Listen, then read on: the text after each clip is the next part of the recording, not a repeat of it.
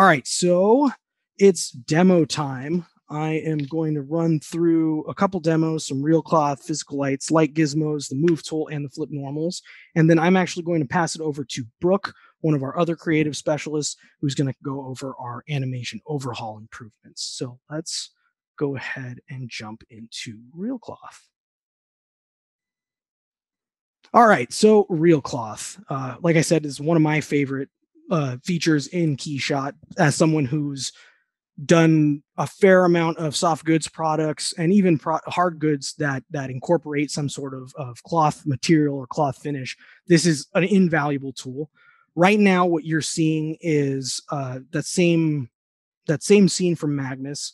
We have 3D ply enabled, so you can get an idea of what that looks like. You can see that there's little white dots in between the actual threads. That's the light passing through. You can see how it reacts to curves in the actual fabric and where fabric is bunched over. Very realistic. A big step up, in my opinion, from single ply and two-sided ply. But let's take a look at that material and let's see what those different ones look like. So under display, when you're in your property subtab, is where you're going to be able to switch between single-sided, two-sided, and 3D ply. As usual, if you hover over them, they'll give you a quick tip, which kind of gives you a little bit of background information on what each of those does. So I'm gonna jump over single-sided because that's kind of what we're used to in Keyshot 9. Give you an idea of what that looks like. Yeah, so now we're in single-sided ply. If you saw a second ago, there was a lot of light coming through individual threads throughout this actual material here, and that really lent to creating a more believable material. You can still see the flyaways that exist. You can still see some light cascading. It does look very realistic, but the 3D ply just gives it a little bit of an edge. And Derek actually used this as a description recently.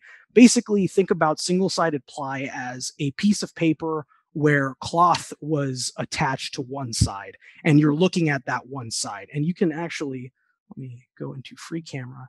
You can kind of see that going on right here, where one side has the flyaways attached to it versus one side does not. So that's basically one-sided ply. Your normals are only coming off in one direction. In Keyshot 9, you could flip normals depending on what you were working with and what you were trying to accomplish. But in Keyshot 10, you can do two-sided ply now. I'll go ahead and update that, and you'll see the difference between one-sided and two-sided. Okay, so yeah, this is two-sided ply.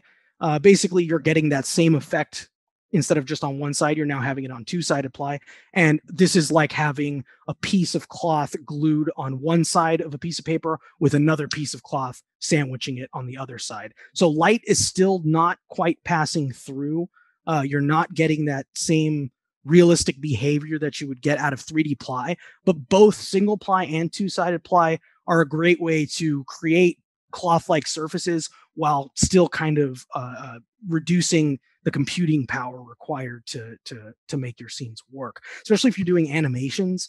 If you don't have a computer that's like really powerful, it's going to benefit you to work with single-sided or two-sided ply because it'll require a lot less calculations. I love using 3D ply at this point. I think it's incredible. And let's actually take a close look at the 3D ply strands versus the single-sided or the two-sided, so you can get an idea of the big difference there. So let's take a peek at it close up. I'm sorry I'm not on our studio computer today, so my computer's a little bit slower, but maybe if we do performance mode. Okay, so there you go. You can get an idea. It's a little dark, but you can see the individual strands actually look like threaded yarn. They're actually weaving inside each other. There's curvature to them. They feel very realistic. And you can even see here zoomed in that you're getting light peeking through. So that's really what kind of gives it this more realistic appearance. And you can see here in the background too, where there's visibility through the entire material. We're literally looking at digital cloth at this point. It's really an awesome feature. And let me look back at two-sided versus single-sided so you can get an idea of the difference of what that looks like. All right, so that should have updated by now.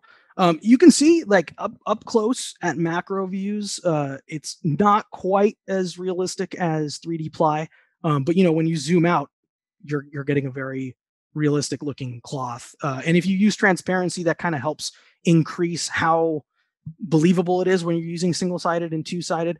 But again, that three-dimensionality of threads doesn't exist with those two, only 3D Ply. And that's also kind of leading us into that mesh workflow that I'm talking about, because you're going to need to use 3D Ply to use the new mesh workflow. It won't work for single-sided or two-sided. So let's jump into that, and I will show you how to make a metal mesh. So I have a multi-material right here set up with a metal mesh already applied, just so I can kind of introduce you to it.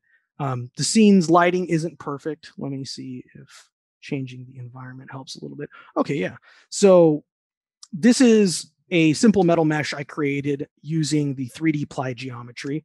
To do this, you're going to have to use the material graph. So it is something that Keyshot Pro users are gonna have to take advantage of. So I'm going to go ahead and click that material and open the material graph to show you what's going on here. So you can ignore this top material because that is our actual real cloth. And down here is what we're working with for our mesh material. Essentially, to create this, what I've done is I've applied a real cloth, and I've started working from a real cloth, in this case, the plain weave mesh. And I removed the real cloth element to it from the surface, and I applied it to geometry. I then used a metal material from the library, and I applied that to the surface and was able to adjust the color to more accurately reflect the type of metal that I wanted to use. And I'm going to see if I can do this for you guys real quick by making another one.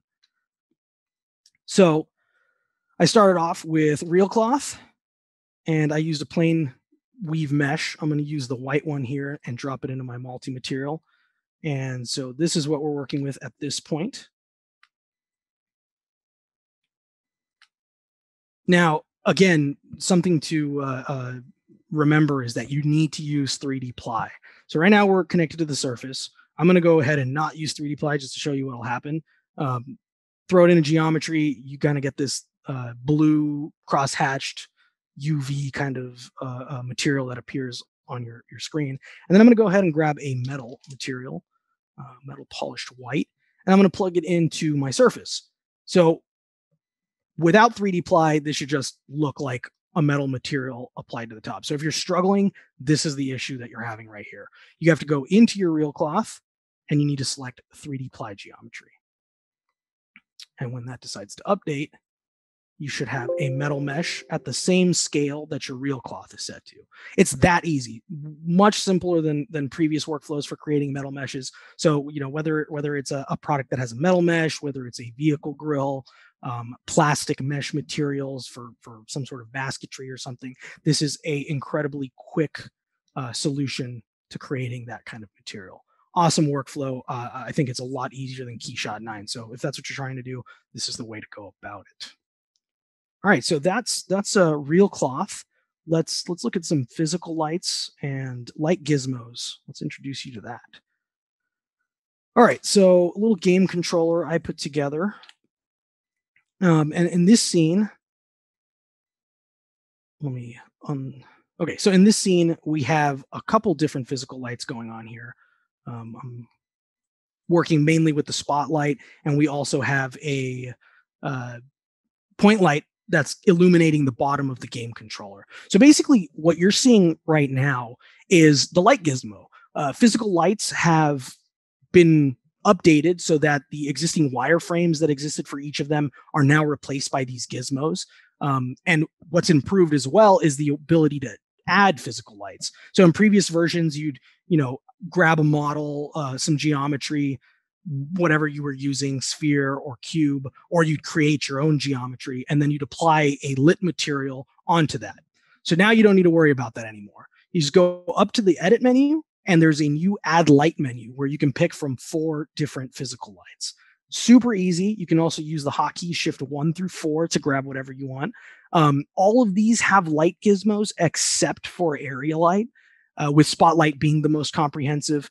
Both IES and point light, the only parameter you're going to be able to adjust inside of the real-time view is the radius of the actual light versus spotlight. You can adjust beam angle and fall off, which is what you're seeing over here. So I'm gonna start by actually, you know what, let's drop an IES light so you can see what that looks like. So here's your wireframe. Your wireframe is going to be dependent on objects in your scene and the scale of everything. You can't interact with that wireframe, but it gives you an idea of the shape of the light. And then this little purple point in the center, if you drag that, you can change the radius as well. I'm going to show that on the spotlight just because it's a little bit better set up right now. So in the center here at the top, this functions the exact same way that the rest of the physical lights work. If you grab that little purple point in the center, you can just grab it and pull it, and anywhere, any size you're looking for, radius, you can do that straight from the real-time view. Makes it significantly faster to use. You also have a light blue handle that is traveling downwards. Typically, when you pull in a spotlight, it's going to look something more like this. This is super useful when you're looking at how your light is going to project onto a surface or an object. By pulling that down, you're able to kind of set that on a surface and see what the diameter is going to look like when it hits the ground, or what objects are getting hit by it. So it's a great little visualization tool. This purple circle on the center, if you grab the handles for that and adjust them, that's going to adjust your lights fall off. Very quick and useful. And then the outside one actually adjusts your beam angle. So that's the most comprehensive. You have the most controls over that. And I should show you the light manager real quick as well. If you go to the lighting workspace, you're going to find a light manager open at the bottom here. So this light manager is basically just a quick way to look through all your different lights. You have access to them, their colors, their power, radius. As you change different parameters inside the real-time view, you're going to see those reflected out here. So another useful tool, speeds up your lighting workflows, makes it a lot easier to get a hold of those different parameters without having to jump between different panels and whatnot. I like to work from the default just because that's what I'm accustomed to at this point. But let's see what's going on here. Anyway, so yeah, that's our physical lights and our light gizmos. Super useful, makes physical lighting your scenes significantly easier. It's a tool that I've been using a lot as of late, and I really enjoy using. All right, so let's go to Move Tool and Solo Mode next. And just a quick plug to our Real Cloth. I actually made this Satoshi style grill using Real Cloth as well to create a metal mesh. So there's a little application of where Real Cloth and meshes could kind of coincide. So that's how I made that mesh right there. But in this case, we're going to talk about Move Tool improvements and using Solo Mode. So let's see here. I'm going to start by opening up Solo Mode with just a tire over here. So if you right click or use the hotkey S, you can open up Solo Mode on a specific part or parts. If you select multiple parts, it'll isolate those parts and you can edit all of them at the same time. Solo Mode's a great tool for working quickly. It doesn't interfere with existing workflow. So if you have something that you prefer doing, you can still use it. This is something that's been useful for me just because I prefer using the Solo Mode workflow. Again, if you hit the hotkey S, that should pull you out. And that's another way to work with Solo Mode. If I go in here, I can select multiple parts, as I mentioned. I'll just select 2 random parts. And then we'll go to Solo Mode on those as well. And you can see that those parts are now isolated together because I want to work on both of those at the same time. And then this takes us into the Move tool. So if I wanted to move my selection,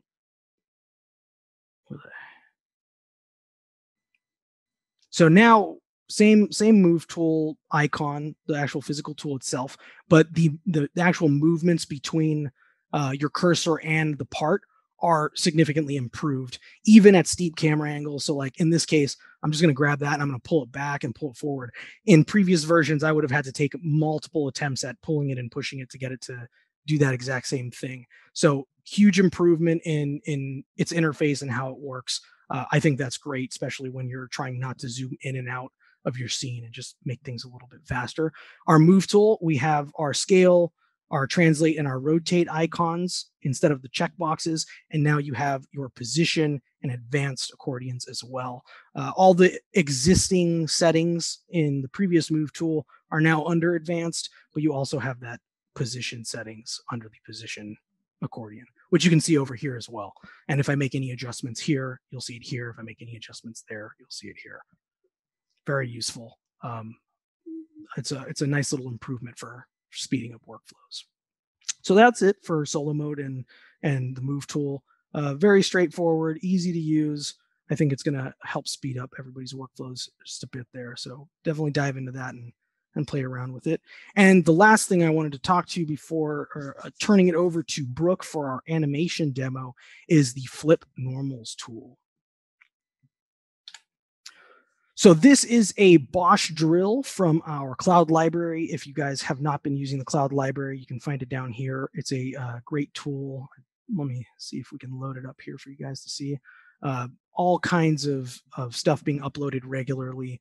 We have a model library, which is where this Bosch hammer came from. And we have all kinds of models for you to populate your scenes or practice lighting, practice rendering, whatever you want. They're all there for you. Also, a slew of different materials and environments. Super useful tool. But this Bosch hammer can be found under the model section if you'd like to play around with it. And we're going to be messing with the normals on this part over here.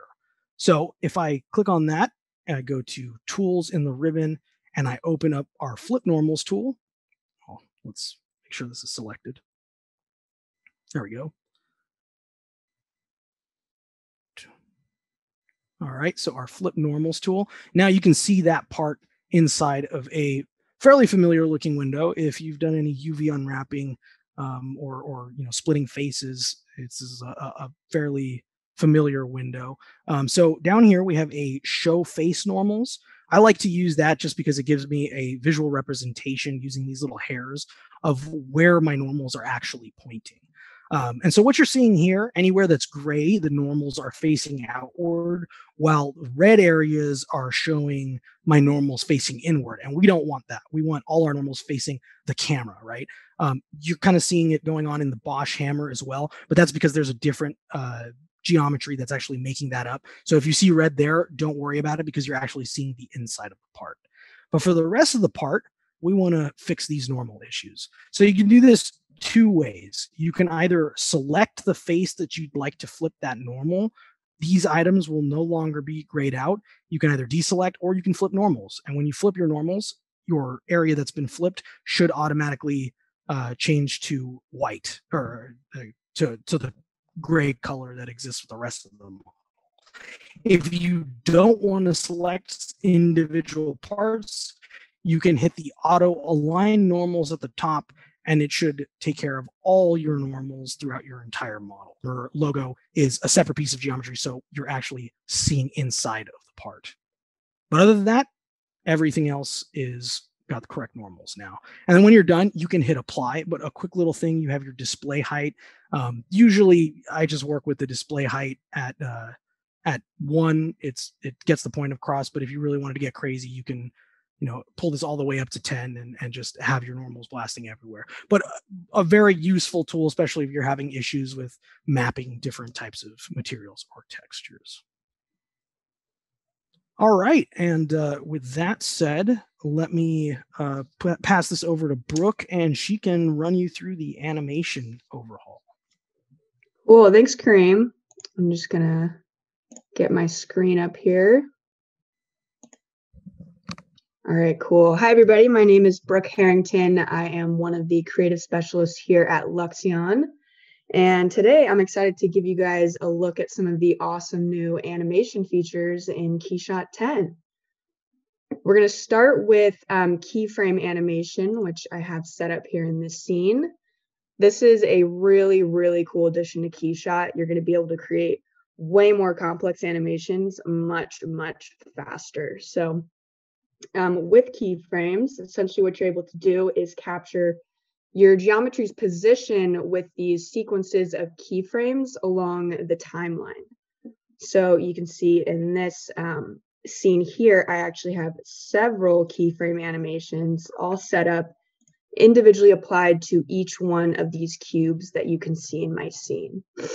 And if we look towards this folder here, which contains the 3 keyframe animations applied to these really big cubes right here, and I select on one of these, you can see that the object's path is represented in the real-time view by this yellow line. And really, this animation is only comprised of 3 different keyframes, so it's relatively simple. The very first keyframe, starting here at the start position with these cubes, at this resting position, then the second keyframe just below 1 second, and you can see the movement that's occurring there. And then lastly, this third keyframe over here at the 4-second mark. And just because of the way that I've spaced these out along the timeline, I can get this sort of like explosion of movement that then sort of tapers out into like a slow motion effect. So it's a really cool technique. And, otherwise an animation like this truthfully would take tons and tons of translation and rotation animations. But with keyframes, it's really easy. And that's largely because you're able to modify both the translation and rotation values simultaneously. So I actually also have a little cube in here that does not have a keyframe animation applied, but I will add one to it just to show you guys how easy this is. So we're just going to add keyframe, and that very first keyframe that gets added is going to capture the current position of your geometry in the real-time view. And let's open this up. So I'm just going to shift this first keyframe to the beginning, and that starting position is fine because that's where all these other cubes are starting from. I'll simply just move my playback bar in line with the rest of the keyframes and choose this add keyframe icon. That is going to launch the move tool for you, where then at this point you can just modify your geometry's position. In this scene, these cubes are kind of going a little crazy all over the place. You can also go into the position accordion here and use these translation rotation values for some really precise adjustments. So that's actually a really cool improvement here in the move tool that then plays into the keyframe animation. But so if that looks good, then I'm just going to drag my playback bar again across the timeline to that 4-second mark and add in my last keyframe, in which again we'll just shift it just a little bit here and give it some rotation. I will say that with a keyframe animation, it's really beneficial to think about sort of like the natural progression of motion for your object with sort of like, real world forces that might act upon it. Understanding that is really what's going to set it apart from other animations in creating a really realistic visual.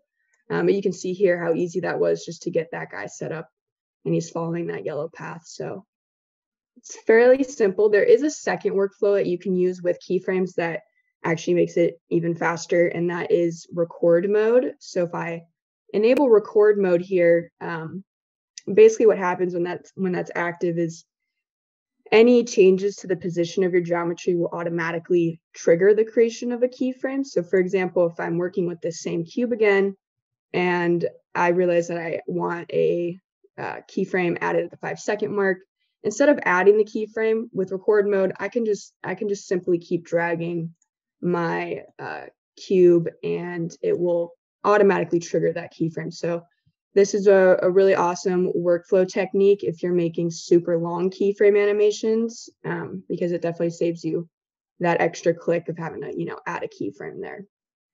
But overall, I'm a huge fan of keyframe animation. I think this is definitely worth checking out. I think it's a total game changer for animation and KeyShot, and promise you it'll make your life easier with these more complex animation types. All right, so let's switch over to our environment rotation animation here. We have the scene here with a can of render juice, and I'll press play on there with also a custom environment that I've set up. So what's happening here with the environment rotation animation is we're actually animating this rotation parameter from the environment settings. It's a really nice feature because you can use it with any HDRI, maybe one you've grabbed from the KeyShot Cloud or one that you've created yourself, overall, it does a really great job at just casting these cool shadows and getting those highlights bouncing across your model. So I'm sure you can imagine all the possibilities with this animation feature. And if we look towards the animation properties panel, you'll see that there are two different editing modes here. There's simple and advanced, and simple mode is a fantastic place to start. You're just going to set your start and end angle. It is super straightforward and easy, and it'll really get you going quickly with this animation type. But I do encourage all of you to check out advanced, because that's where you're really going to be able to get creative with this animation feature. In the advanced mode, you're presented with this curve editor.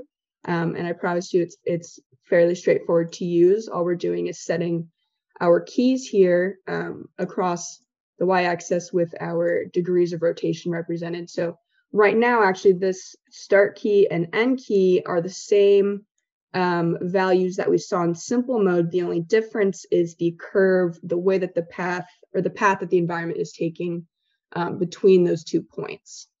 So I was able to come in and drag out these handles to give it, a nice gentle slope. But you can also add in keys like I did here and drag that out, wherever you'd like it to be, and that will really change the direction of the animation. Let's see what that looks like. Well, it's interesting. It'll take a little bit of working here to get that, where you want it. But overall, it provides a lot more flexibility. I think it's a really great feature to get familiar with, because you do have more control here. So I'm a big fan of the environment rotation animation, just because I do think it has so much potential for showcasing your model. And then if you are a fan of that one, you'll also be a fan of the sun and sky day arc animation feature, which I have set up in this scene here. This is just a low poly model of a scene, but I think it does a pretty cool job of showing like how dramatic these shadows can really get. I mean, they're pretty cool. And what's happening here is we're actually animating the sun's path across the environment underneath the sun and sky background option. And there is a lot of flexibility with this animation type, meaning that any changes you make here in the HDRI editor, they will be represented in your animation. So for example, you can change the location, the date. If you have shadows like this, you can increase the sun size. That'll soften those, decrease it, get really sharp shadows. So it's a pretty flexible animation type. Also, because you are presented again with something fairly similar to the environment rotation animation. Within the properties panel, you have simple and advanced editing modes. In the simple mode, like environment, it's a really great place to start. You're just going to set your desired date and then enter in that start and end time. One cool little tip here, for example, if you've shifted this, but you realize you want to create a sunrise to sunset, you can just go ahead and click that icon, and that start time will adjust for that selected date. Again, advanced mode is where you can get a little bit more creative. It's going to look familiar, similar to the environment rotation animation. Curve editor, the difference is in the y-axis. Along here, we have our hours in a day. So this is going from 0 to 24 hours. But the concept is still the same. I mean, you can go in and edit that curve, add in a key, add in several keys, whatever you'd like, and adjust all of this. And that'll give you a really different effect there.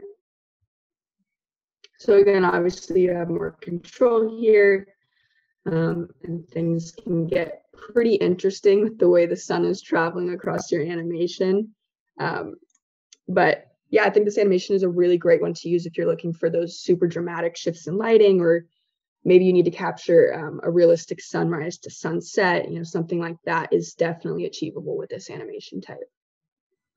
Cool. And then lastly, I'm going to switch back to actually the render juice can, just to quickly go over our last animation feature, and that is the twist camera animation, and which can be found here. So we're going to right click. This is a pretty simple animation type, but I think it does a really great job of sort of rounding out this list of camera animations that we have here. So Just go ahead and drop that one in and drag it to the beginning. You can already see kind of what's happening here.